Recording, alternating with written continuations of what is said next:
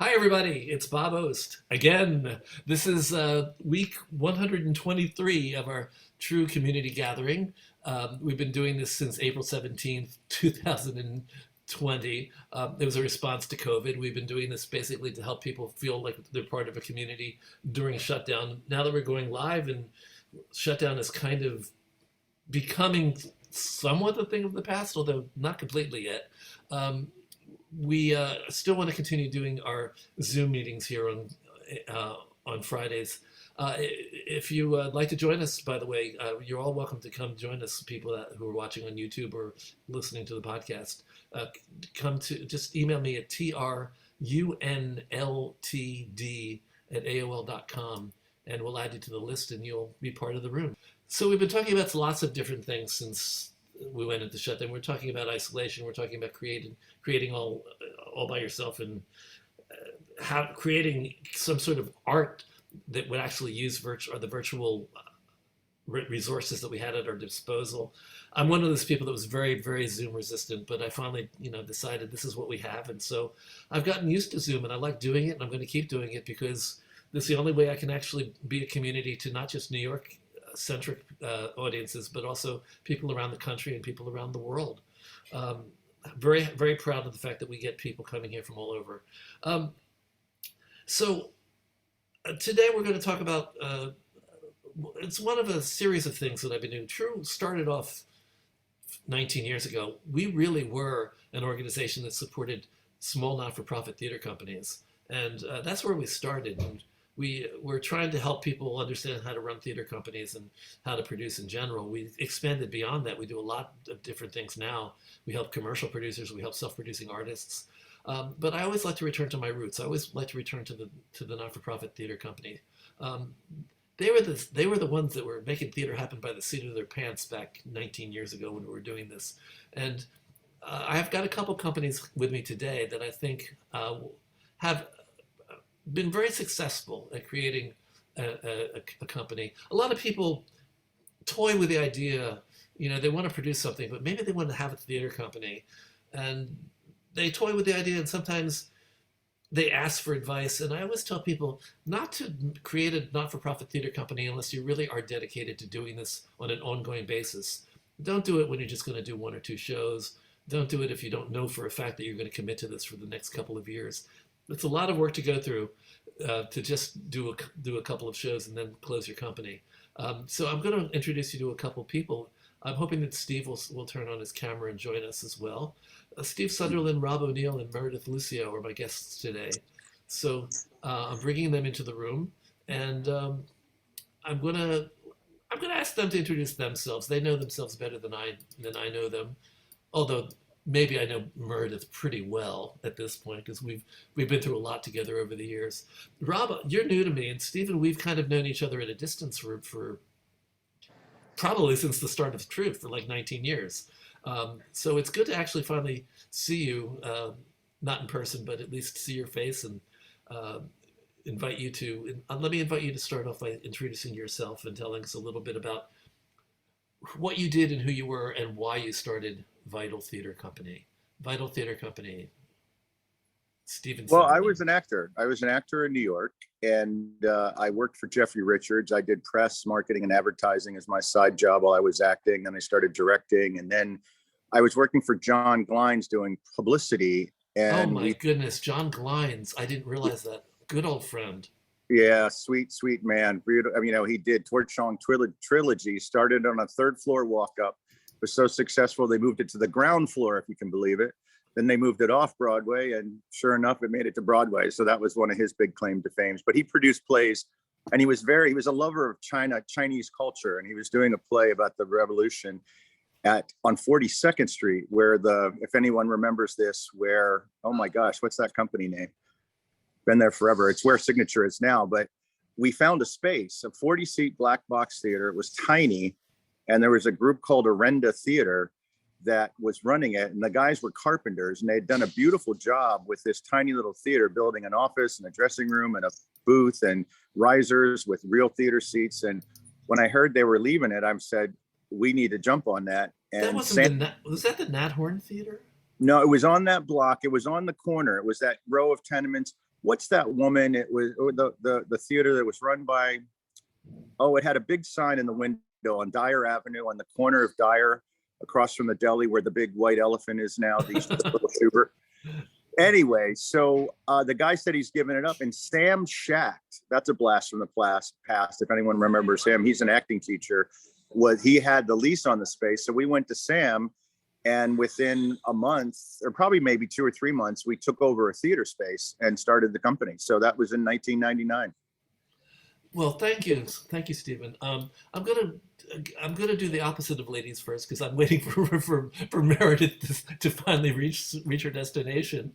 So let's go to Rob. Rob, we don't know each other at all, really, and a pleasure to meet you, and a big admirer of your company for many years. Oh, thanks. Thanks for inviting me to be a part of this, Bob. It's always good to see a whole bunch of other artists that maybe aren't always in the same room or the same virtual room. Yeah, I'm Rob Neill, the co-artistic director, as Kyra said, of the New York Neo-Futurists.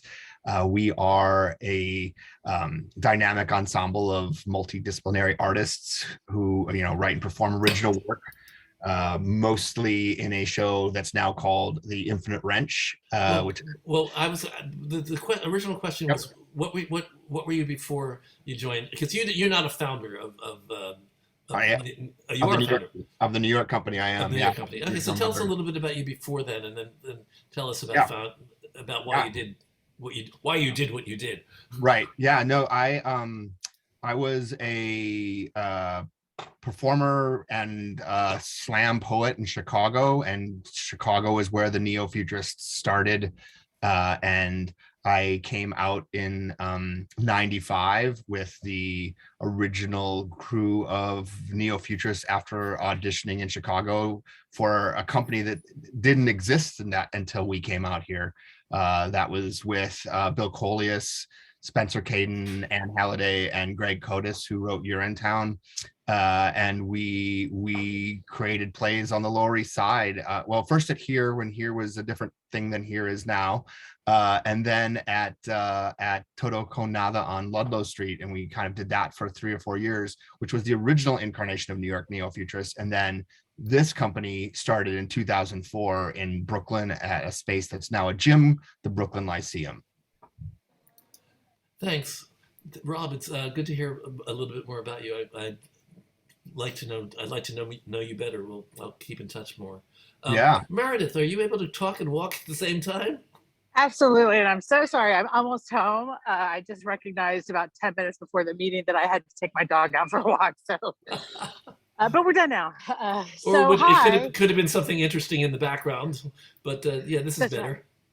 Well, yeah, my thought was, I'll just sit in the park, and then my battery was like 20%. I thought, no. So, hello. Hi. I'm actually admiring the fact that you can actually walk and do this into your phone. And hold the dog. That's what a producer does. Many things at once. So I know a little bit about you before you became part of the assembly. So tell us a little bit about your background, because you're a true person. Yes, I am a true person. And I started producing when I was in 3rd grade. Although I didn't quite realize I was producing until I got a degree in acting and directing, and just kind of got tired of the choices that I had as an artist. And I recognized that the only way to make better choices was to be the person who said, this is going to get made and this is not going to get made. And that's how I became a commercial producer. I came up through the True ranks largely. My early producing days were founded in opportunities to learn, in part with True, in part with the Commercial Theater Institute and other places, but mainly like True was definitely a big part of my ability to learn how to produce professionally. I started as a commercial producer. I produced a musical called Rooms, a Rock Romance. That was my first credit. A couple of other things off Broadway, including the off-Broadway transfer of Bedlam's 4-person Hamlet and 4-person St. Joan in rotating repertory. And Bedlam then went on to do a little known play called Sense and Sensibility that went everywhere and made lots of accolades. And then I'm seeing a Tony in your future. Actually, my first stab at a producing credit for Broadway was the revival of the Gershwin's Porgy and Bess, lead produced by Jeffrey Richards, as a matter of fact. And it won a Tony Award that year. So that was my first foray into Broadway, and it struck critical gold, if not financial. It was wonderful. Yeah, I'm still very, like, to me as a commercial producer, everything is risk. And at the least you can be proud of the work that you're doing, right? This is more of maybe a commercial bent, but everything about producing is at risk. At least love and respect the work that you're doing. There are sometimes business reasons to choose a show, but you should still love it. So I still commercially produce, but in July of 2019, I became the producing director of The Assembly. And The Assembly's been around since 2008. And this was my first foray into professional nonprofit work. And then about 8 months later, COVID happened. So it's been quite a journey, but also really valuable and just very rewarding. And what I still produce commercially, I'm working on a new D. Tucker Smith's play that's going to go to NC Stage in February. I'm raising money for the Broadway transfer of The Outsiders musical. The original book by S.E. Hinton is turned into a Broadway musical. And then for The Assembly, I'm working for The Assembly, and we are doing our first musical in our history. Okay, we're going to start focusing on the companies now, and I'd like my other guests to come to put their cameras back on, because I'm going to actually be talking to all three of you now. I'm going to go off camera for just a second to go upstairs, but I'll be with you in a few minutes. That's fine. That'll give us a chance to catch up with Stephen and Rob. So that was sort of a segue into the company itself. So Stephen and Rob, I'm going to ask you now to tell us a little bit about what the mission is of your company, how you came to start it.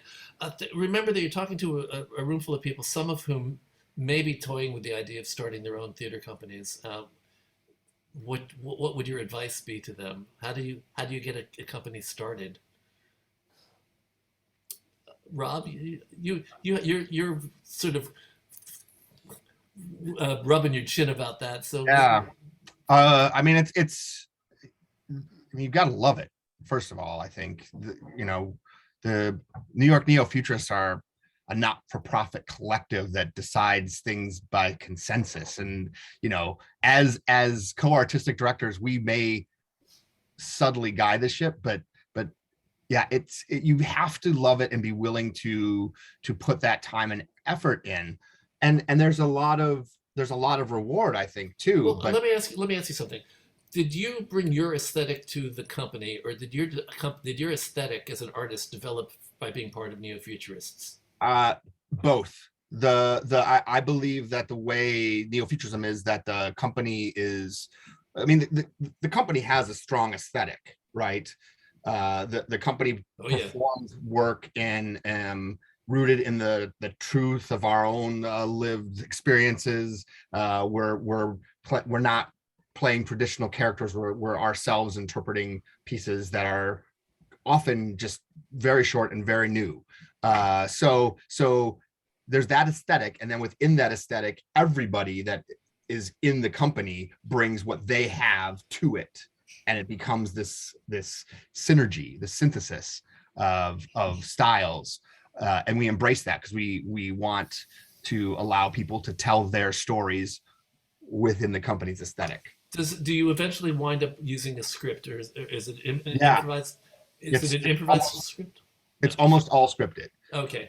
So we have a process by which every week plays are pitched and picked and put into the weekly show, and it's an experiment and see how, part of it is to see what works, and there can be failure, and allowing there to be space for that. But inherent in the show, there's so many other things happening that, like, the whole show doesn't fail. It's just like it's allowing that to happen, and then eventually some pieces then are developed into longer form pieces as well. I think you're going to find that you have some things in common with the Assembly. Do you know the Assembly, by the way? Oh, fully. Yeah. Okay. I was actually on the Peter and the Starcatcher tour with Ben Beckley for a year. Oh, okay. Let me move to Stephen. Stephen, how did you decide? Your company also has a very focused goal. Tell us a little bit about it, and tell us how you came to that. We started as a, quote unquote, home for theater artists. We were all kind of itinerant artists working for other people and, trying to get jobs. And we wanted to start a place where we and our fellow artists could create work. We did original plays, we did comedies, we did children's theater, we did drag cabaret, we did one-act operas. There's a very eclectic group of people and eclectic tastes. And we called ourselves Vital Theater because we felt that theater was vital for our lives and the lives of other people. And, we produced probably one showcase a month. We hit the ground running, I think, within 2 weeks of taking over the space. We started our first production, and we always did family theater. And about 15 years ago, a book called Pinkalicious came along, and I reluctantly commissioned a composer, book writer, lyricist to create a musical about it, and it became one of our biggest hits.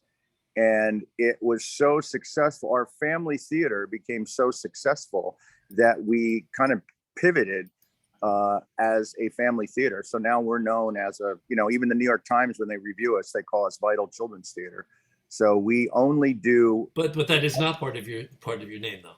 What's that? That's not actually part of your name, though. Yeah, I was a little annoyed. Laurel Graber, who I love, who's been a great supporter and champion. And I'm like, that's not my name, Laurel. It's Vital Theater.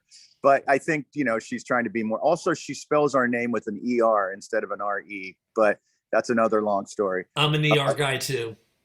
ER, yeah, I am too. Yeah. I had a partner who insisted on the RE spelling. So I had to give in.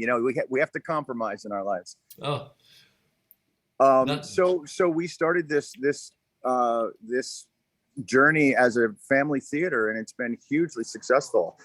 We realized all of our family programs prior were based on fairy tales and original ideas. We did some Shakespeare for children, never any book-based theater. And then when we saw the huge impact of a popular children's book had on generating an audience, we started licensing major children's brands like Fancy Nancy, Angelina Ballerina, and a number of other books, popular and not popular. And we've had quite a successful run with that.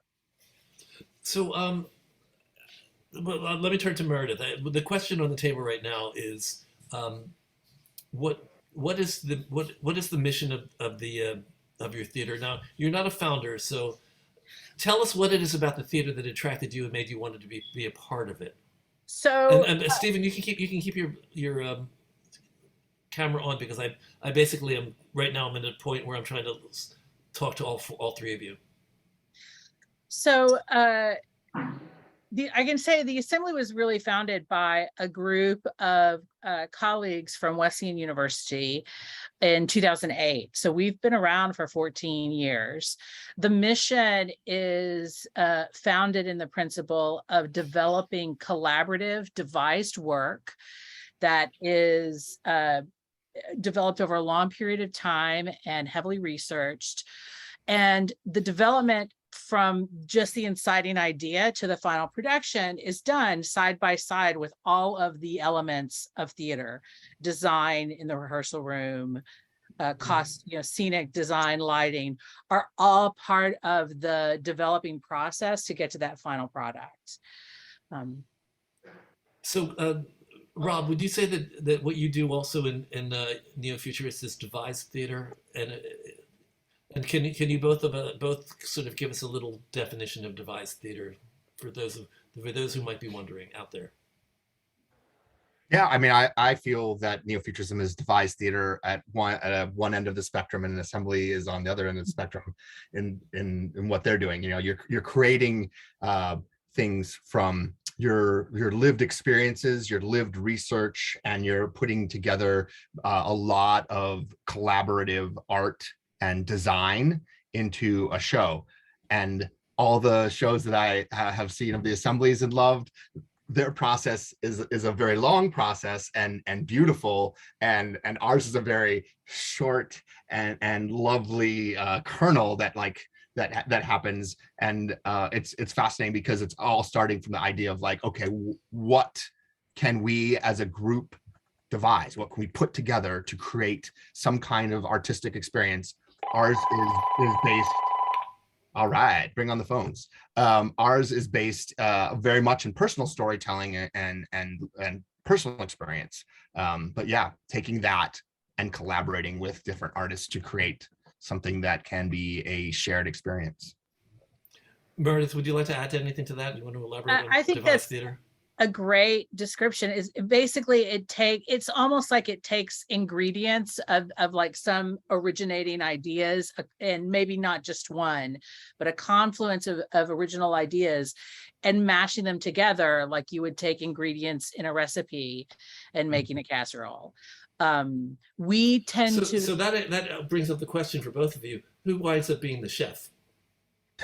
Well, that's the challenge of devised collaborative work, is that there are many chefs in the kitchen. They say don't have too many chefs in the kitchen, but that's really our wheelhouse, is an ability to give creative voice and outlet to every single person in the process, from the design folks to the actors that are in any stage of the development process, to me as a producer, to we spend a lot of time doing feedback with our entire creative team, not just about their wheelhouse, but about the whole car, if you will. And that feedback informs the choices that we make creatively going forward. And Yeah, Steve, okay. I was just gonna put a cap on. It almost seems like the process is the master chef. Yeah, that's a great way to look at it. The process itself. Yeah. Okay.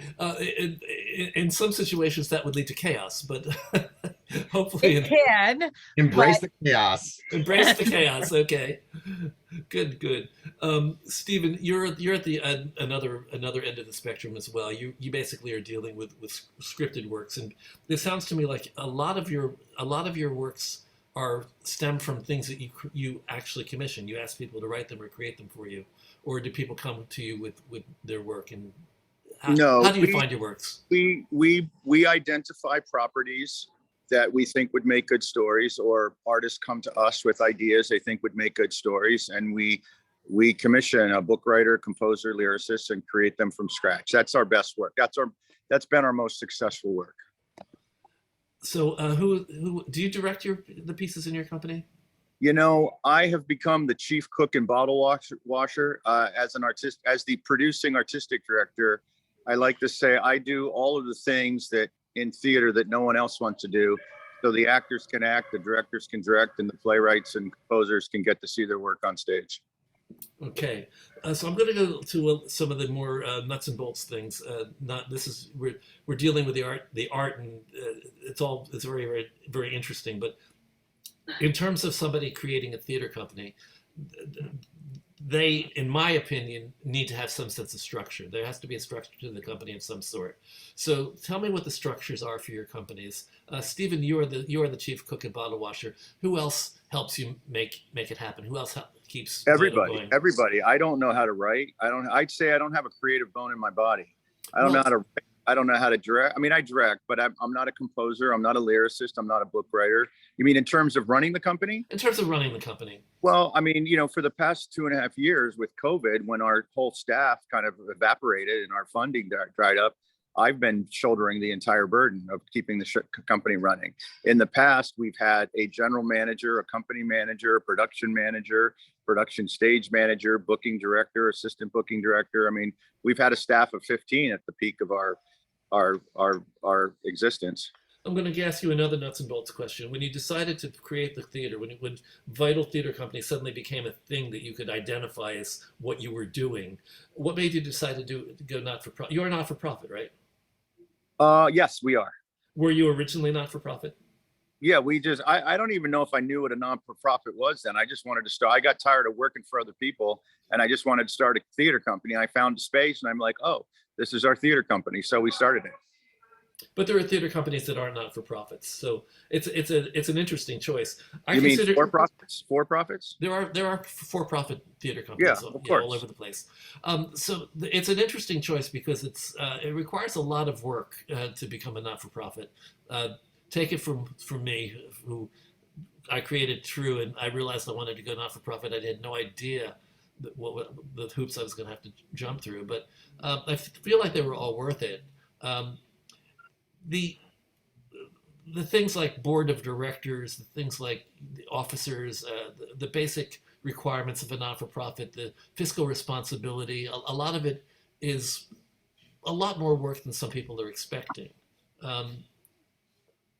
You go for it. There is a thing called a fiscal conduit, where if you're not ready to become a nonprofit, I are one. yeah, so you could find someone who is an existing non-for-profit, funnel your funding through them as a tax exempt to fund your nonprofit purpose. And you don't even need to become a nonprofit, but as you're evaluating that, then you could start the nonprofit process. And the nonprofit process is as simple as going to the New York State Department of State and creating a nonprofit corporation, and then you have to apply to the IRS for 501c3 exempt status, which means you're exempt from taxes. Right. And so there was no choice that you were making. It just seemed like the natural thing to do to become a not-for-profit once you started producing. I recall making that decision. We just wanted to start a theater company, and maybe because every other theater company I knew was a nonprofit, that's the direction we went. Okay. Yeah, there are a lot more companies now that are not functioning as a 501c3, but are usually using fiscal sponsors. Rob, how about Neo-Futurist? Let's go back to Chicago and talk about the evolution from Chicago into the New York. Yeah, the Chicago company started in '88, in a storefront theater, and they eventually sent us as pioneers out here to New York. And at that point, we were still a branch in the mid '90s. But in the 2004 to 2005, did you start in New York with too much light makes the baby go blind? We did.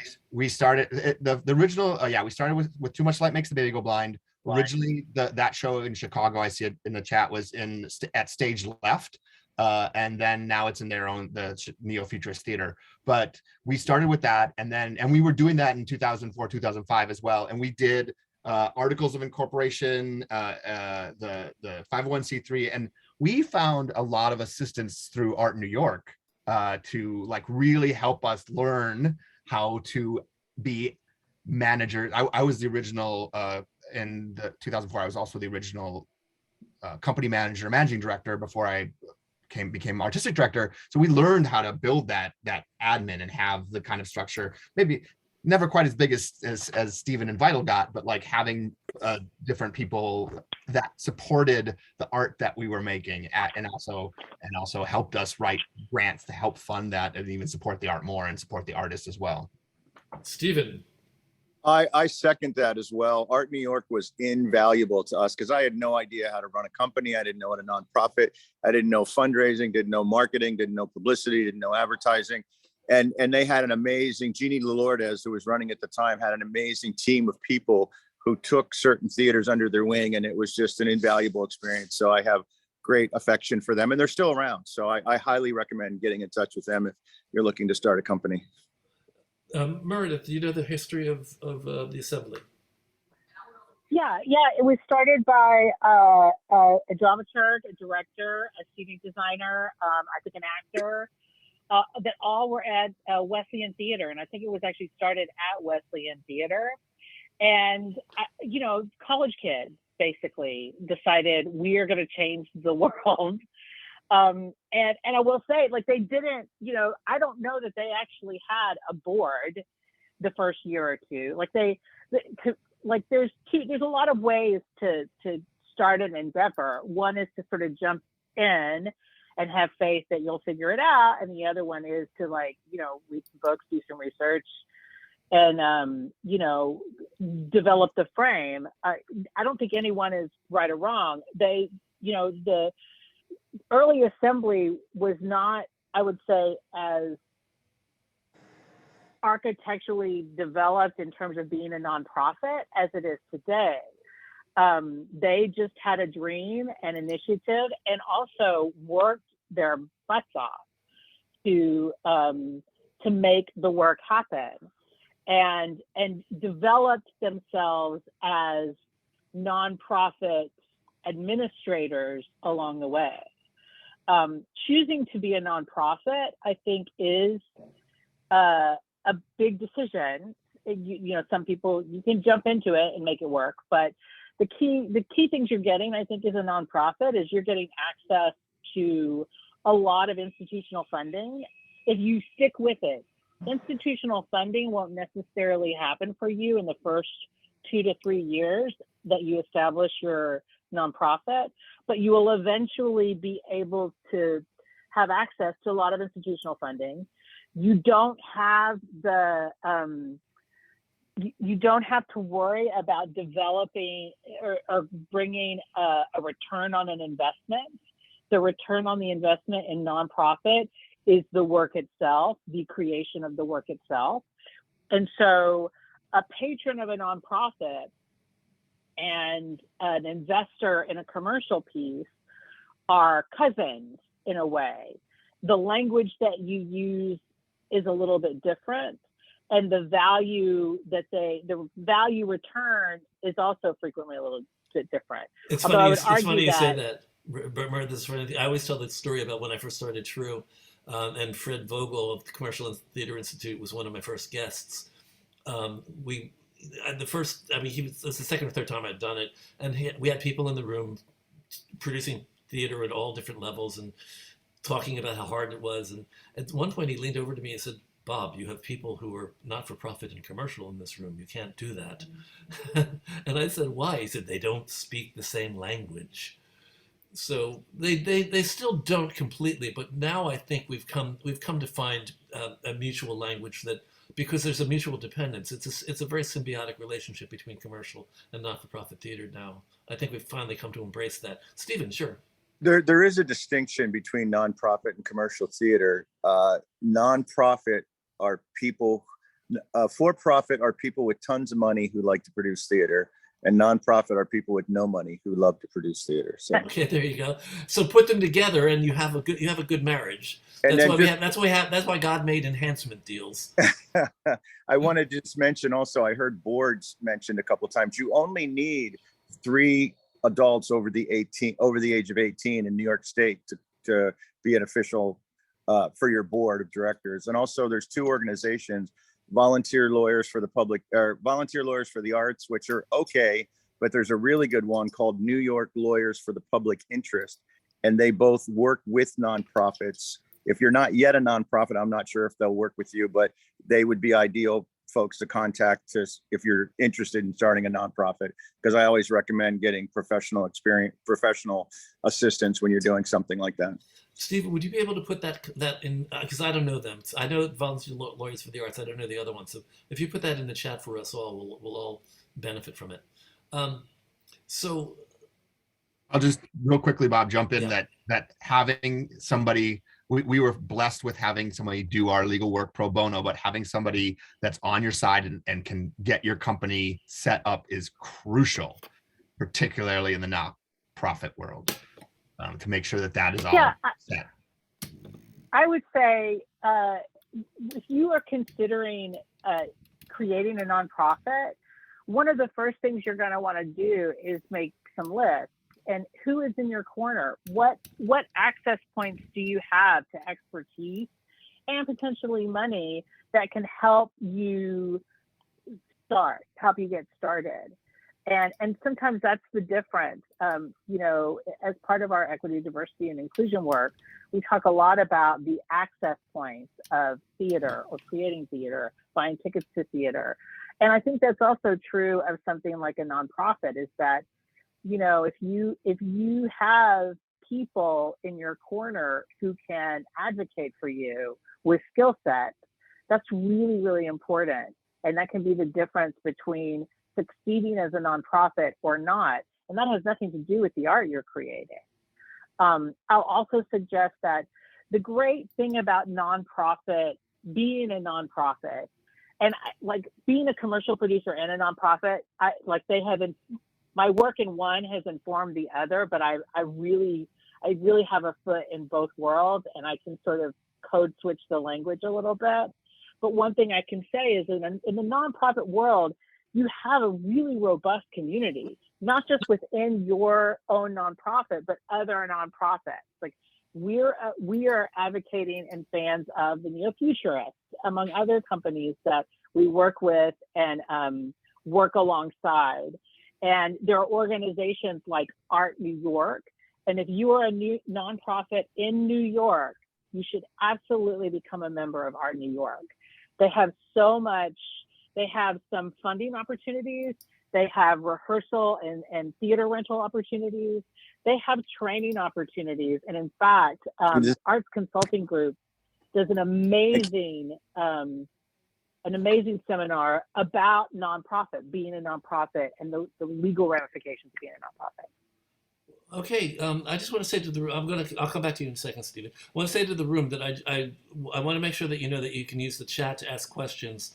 Do me a favor though, a new thing that we've started is I'm asking you to put a Q at the beginning of your comments so that I know it's a question so I can find it easily. Let's see, Kate Catcher. Okay. Okay, she's just saying don't let the need for pro bono stop you from doing it. So Sherry Friedman says, besides grants, where does the money come from for rent of the space? Do you charge for tickets? Yeah, well, of course you all charge for tickets, but that's not the main place that the money comes from. I will say this, that during the pandemic, we made a decision not to charge for any of our programming, which was largely virtual. But it is, the important distinction here is that a nonprofit is not an organization that doesn't make money. Nonprofits can make money. You can show a profit at the end of the year. You can make $1 million on your show. Hello, the public, in Hamilton. The difference is that if I have $1 million at the end of the year, the assembly administrators don't get to take shareholder distribution. That's the only difference between a nonprofit. Well, it's not the only difference, but it's a primary financial fiscal difference between a nonprofit and a commercial entity. And Stephen, you had something you wanted to say. Yeah, you need money to start a nonprofit. Over the 25 years we've been doing this, the pie has gotten smaller and the people looking for a piece of the pie has gotten much larger. So you need money to start, to pay your rent, keep a roof over your head. Fortunately, we have been about 95% earned revenue. So we had very little funding. We raised significant amounts of money fundraising, but most of it went into our education program. But to keep a roof over our heads, pay our salaries, tour our shows and build our shows and pay everybody was ticket revenues, touring revenues, and we also sell merchandise on our popular shows. But you got to have seed money, because there's no way, the grants aren't like somebody was saying earlier, the grants aren't going to come in right away. And even when they do, they're not going to be significant. Yeah, we got DCA for a couple of years. We got Niskit for a couple of years. We get nothing now. So True runs completely without any kind of funding. Yeah, we had a huge Niskit fund. I think $5,000 or $10,000 a year, and we were banking on that. And one year they said, "Oh, by the way, we don't have enough money. We're not giving you your funding this year." So that's the other thing, is it can instantly dry up, and then what do you do? Yeah, that's a roller coaster trying to get that kind of funding, and kudos to you, Stephen, for having that earned income be so high. That we were that way, yeah. and now it's particularly in the last 2 years that's shifted, and like charging ticket prices, trying to find that balance between making some money at the box office but also providing accessibility to people that can and cannot pay different amounts. So it's a real challenge. And we also pivoted not all of our programming, but a lot of our programming digital was also free. We pivoted to a podcast, and that's just out there. You don't charge for a podcast. So let me ask you this. Let's clarify this for everybody. Which of you have, either any of your companies have permanent spaces? You said stumbling and stuttering. We don't. Stephen, you work out of the same space generally. We have never had a leasehold. We have been a subtenant, and we have been priced out or locked out or thrown out of every theater we've been in. And actually, if anybody in the room knows a 70-seat theater or larger in New York that's available in January of 2023, I'm desperately trying to find a space. Like, even the spaces that we used to work in before, they've either closed, they're not available. They want to rent to the, a full, it's not working out for us. So we're looking. One new space. I think I've talked to you about this, Stephen. Tony Sportiello bought the or leased the former Ken Davenport Theater, and now that's a new space that's available. Who did? Tony Sportiello. Well, Tony's the artistic director. He's very fortunate that he knows Al Tepper, who wrote I didn't want to out him. Well, his name's on the theater, AMT, Al M. Tepper Theater. Yeah. He spent $1 million renovating that. We are producing there in November and December, and it's a gorgeous space. They did a beautiful job. It's a really beautiful space, but they have their own production in January. We wanted to stay, but we can't. And then we're going to possibly back up to 71st Street. And we've had great experience at the West Side YMCA, the Marjorie Dean Little Theater. Also had $1 million renovation, beautiful state-of-the-art theater, 145 seats, but they have not opened since COVID. They have been closed.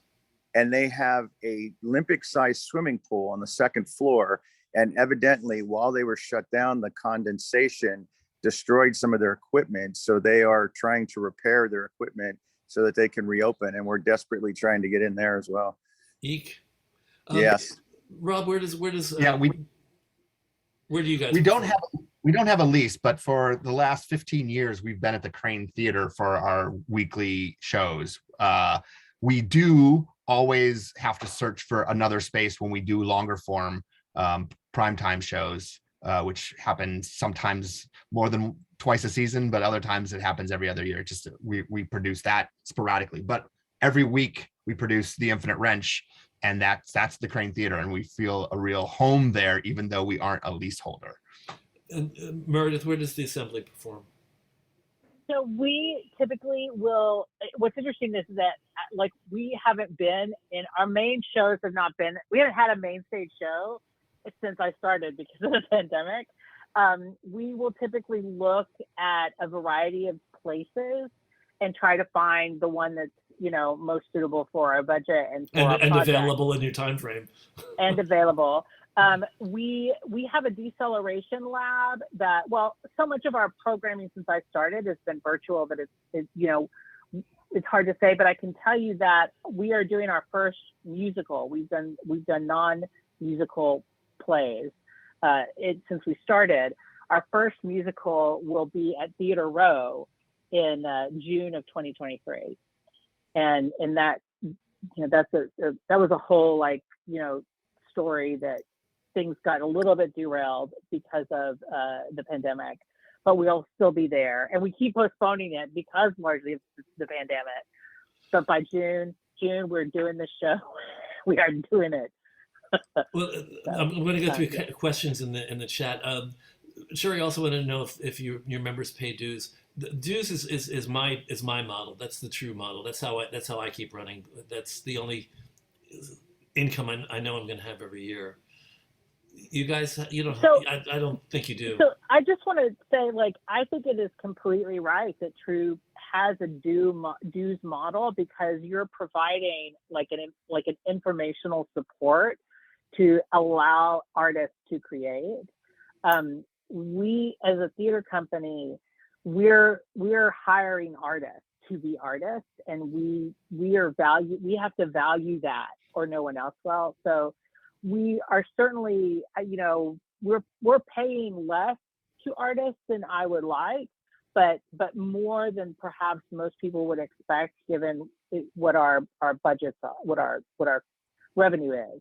And we will not we will not require any artist to pay to play, so to speak. Okay, right. But I think that that's different than True. Like what True is doing is we school. Yeah, our goal with the Neofuturist is as the company has grown to continue to pay artists and designers and collaborators more and more. And we fortunately, through some funding out of the pandemic, were able to even increase. So that's been very exciting and encouraging. And you know, there are so often artists are asked to do things for almost nothing, and we're trying to make it so it's not that. I'm going to try to wade through all the questions now. There's a lot. Yeah.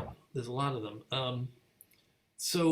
Greg wants to know, how do nonprofits act as a producing arm for commercial productions, i.e. the public theater? Well, that's a whole conversation about the enhancement deal.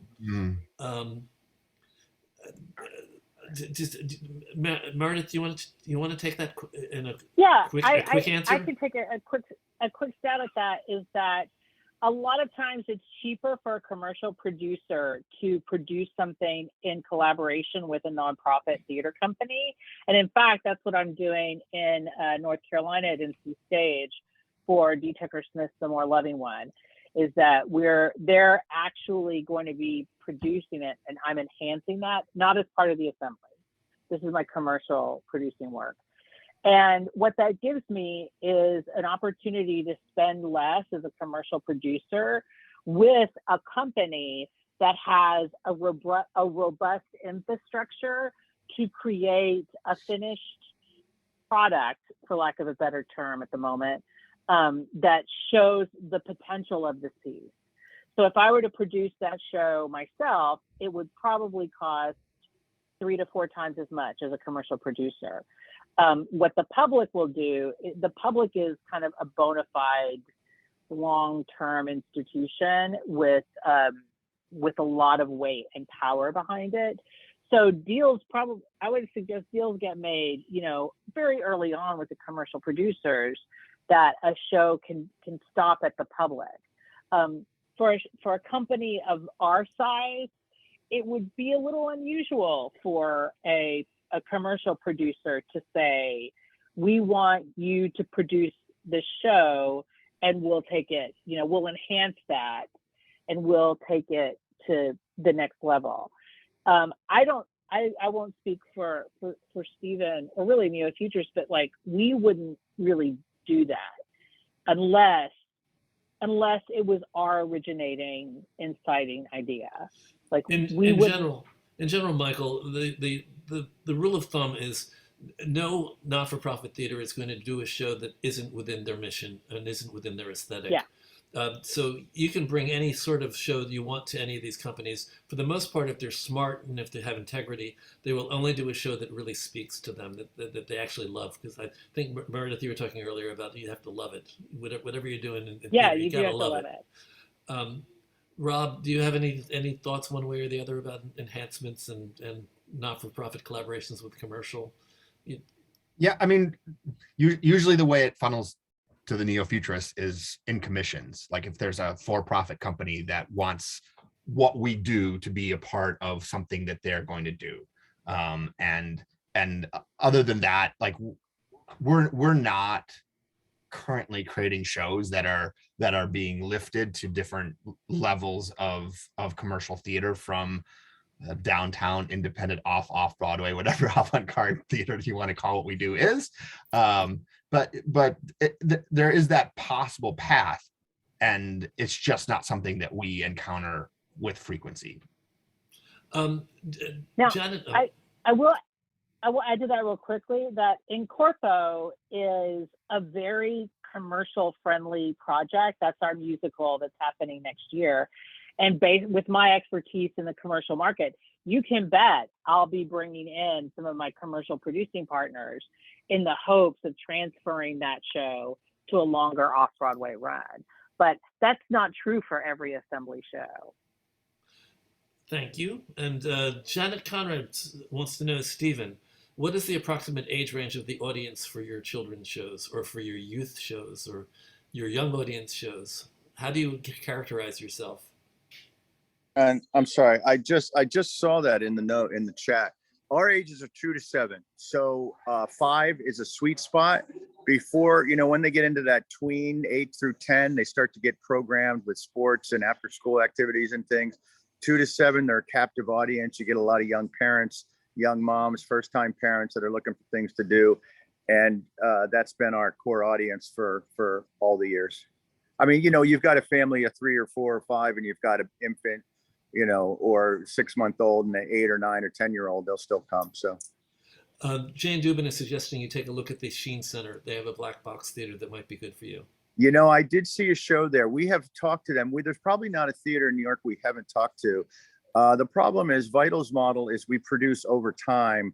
We don't do like a 3-week showcase and leave. We produce year round.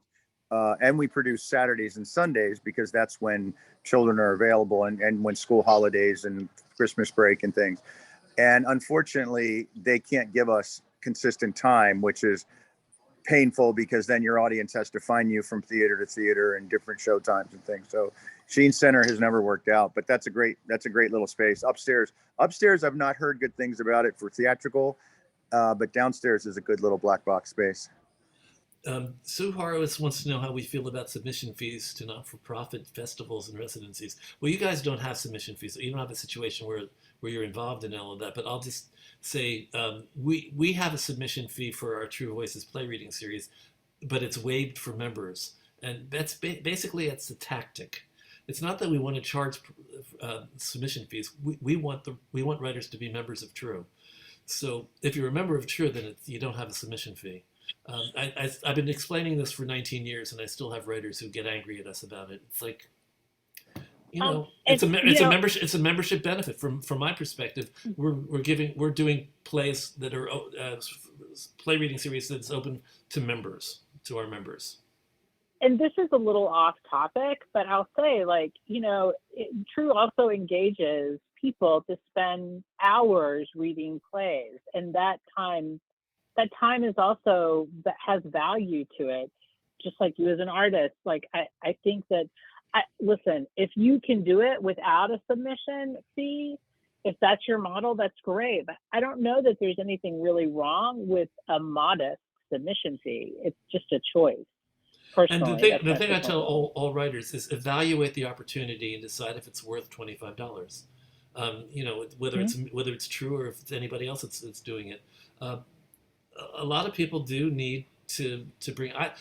The submission fee for the True Voices reading series means nothing to us. It means nothing. I do it simply because I want people to be members of the community, and I want to make it clear that I'm much more inclined to have people that are True members be produced by True. So you just have to evaluate the opportunity and decide whether it's worth it or not. And what do they offer? We offer a $2,500 to $3,500 reading that we pay for. So I don't know. We think it's worth it, but I don't twist anybody's arm to apply to us to submit. You don't have to submit to us. Let's see. How much of your budget goes to renting spaces? Yeah, what percentage of your budget is your venue rental costs? For us, it's not a lot. Our overwhelmingly biggest expense is labor, overwhelmingly. But we have a very slow cooked process. And so we might have a main stage show for 3 to 4 weeks every other year. So we don't actually spend a whole lot of money on venue or rehearsal space. How about Vital Theater? 75%. I mean, it's a huge figure. That's one of our top. I mean, rental space, rehearsal space, theater space, office space, and then payroll is probably second. Payroll, salaries, and fees. Neo-Futurists? Yeah, I think for us that of our overall budget space, because we don't have an office anymore, we got rid of that in the pandemic. I think our space cost is probably around 20%. Our biggest cost is paying people, payroll. In commercial theater, Kate, you may know that the venue and space is a huge part of their budgets. I mean, it's 20 or 30% space and it's 20 to 30% marketing. But that's commercial theater and commercial Broadway theater. Eric, what's the status of the theater where I don't know what the what is the status of the theater with the improv? Oh, I know what you're talking about. The pit is open again. The pit is open again, but not the same place. Is there a new, we looked at that space too. Is there someone at the pit now? As far as I know, there is. When I looked Pit is now not at the same place where they used to be. That was a beautiful space around Madison. It still is. It's got a huge basement. It's got a second stage in the basement. It's got the 72 seat theater, but they wanted $25,000 a month for it. That was where Tony Sportiello, who now has the old Ken Davenport theater, that's where he was. Yeah, that was built out by Ardell Stryker for the Blue Herrings Theater. It used to be a gym. Dell, dear friend. I did a show there once. Let's see. Thanks. Any more questions? So, does anybody else have any questions that I'm missing? No, don't get me started on commercial theater owners. That's a whole other panel, says Meredith. Okay, so let's take a look at. I mean, guys, do you have a couple more minutes, or do you want me to wrap up? I'm going to have to go soon. I can go a while, but I may have to hop. So up to you. Okay. The only thing I really didn't say is how have you been affected by the shutdown? We've heard some things have come up in the conversation about shutdown. What has it done, and are you getting back to something resembling normal, or have you changed your way of doing things? I just want to say, has anyone heard the news that Phantom of the Opera posted closing notes today? Yes. Never thought that would happen. So sometimes, these shows need to, close up and move on, but that's been a cash cow for 25 years. And, basically people are not returning to the theater. That concerns me greatly. I'm seeing that at performing arts centers across the country. They're down 30-40% before COVID. COVID was devastating for us. If not for the federal government, PPP, SVOG, EIDL funding, we would have been out of business. And we're still, we still had COVID shutdowns with Omicron in December, had to cancel our season. We just had a shut down a show in April because of COVID. My stage manager got COVID right before a tour last month. So it's a disaster. We're not out of this yet. And it's a different world. I'm not quite sure I understand the world we're operating in right now. Oh, absolutely. I'm with you there. I have no idea what has happened to this world. It's crazy. And it's not just Omicron. There's other infections. Well, there's a BA.5 virus now that just came out, or BA.5 vaccine that just came out. That's for the Omicron, right? Or no? Well, no, Omicron was December. Then the next variation was BA.5, but the thing is, people that are getting it now, they're only sick for 3 or 4 days. But I've heard some people are getting knocked off their feet by it. So it's a strain, and there's the residual effects of the fatigue, the aches and pains, the runny nose, things like that. So long COVID. I've had it twice, by the way. Oh boy! Wow, I don't think I've had COVID at all ever. You must have Neanderthal genes. I do have Neanderthal genes. You're a tough one. You're a tough one. Rob, did you want to jump in with anything about the topic? Yeah, we were in the middle of auditions and producing a show in March 2020 and had to shut it all down. We pivoted to a podcast. We started doing some things digitally, trying to figure out how long and we did a lot of that for a long time until we could reopen with a whole bunch of caveats. And we have a very strong COVID policy. We've had people have to step out of productions and switch timings of things, and a lot of money going towards masks and tests that we provide for the artists, and just trying to, the big thing we did wasn't necessarily about pivoting to a podcast. It was about supporting the artists and trying to find ways financially and otherwise to support a community of artists. Well, do you think that the podcast pivot is going to be part of your future as well, or is it something you're going to Yeah. I mean, to take another look at it, another way of looking at it, COVID taught us a lot of stuff. Yeah. I mean, we were forced to learn a lot in the past 2.5 years. I wouldn't be on Zoom if it hadn't been for COVID. Right? I never would have done this ever. We never would have taught classes online like we do. We learned audio skills, we learned digital filming skills, and a lot of that translates into our live show now. But yeah, the podcast, we're in our 3rd season. You can find that and listen to it and see the progression. We had to learn new ways of coping, and it's not easy. But we've been fortunate with some of the funding opportunities to continue to create and be able to support the art, and to be able to find ways to get back into the theater, which it's not how it used to be by any means. Yeah, the audience is 60, sometimes 40% of what it used to be, but let's also say, Stephen, 1 second. Let's also say that 2.5 years in shutdown has forced a lot of us to think about things that we never really thought about before, and I think it's made a lot of us much more aware of what the world is really like. Stephen. Yeah, I got to hop, Bob. I just want to say thanks for doing this. It's great to meet everyone and talk to everyone. I just want to say, keep on fighting a good fight. And if you're just starting out, you can do it. You know, if you think you can do it, if it's in your heart and your passion, follow your bliss. Thanks, everyone. You've made a run of how long so far? How many years now? 20. Well, I've been in this business 30 years. Our company's been around 26 years in December. 25. Yeah, congratulations. 25 years in December. So thank you. Yes, it's no small feat. I'm very proud of that fact. Congratulations on that. Thanks. Hey, Thanks thank for being you, with us everyone. today. Thank you.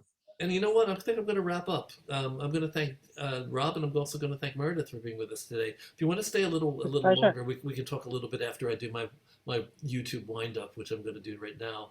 I just want to thank everybody for being with us. I want to thank my panelists. I want to thank the community in the room.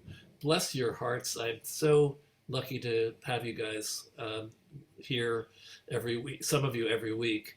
Out there in YouTube land and in podcast land, if you want to be part of the community, please email me at trunltd@aol.com, trunltd@aol.com, and we'll add you to the Zoom list, and you can come every week and be part of the conversation and put questions in the chat, all sorts of stuff, all sorts of good stuff.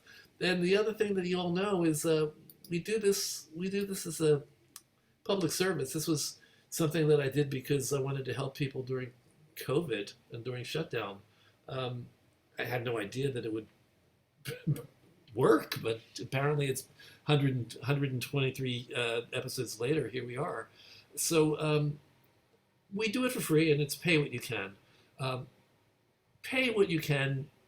Sometimes it would be nice if pay what you can would mean something.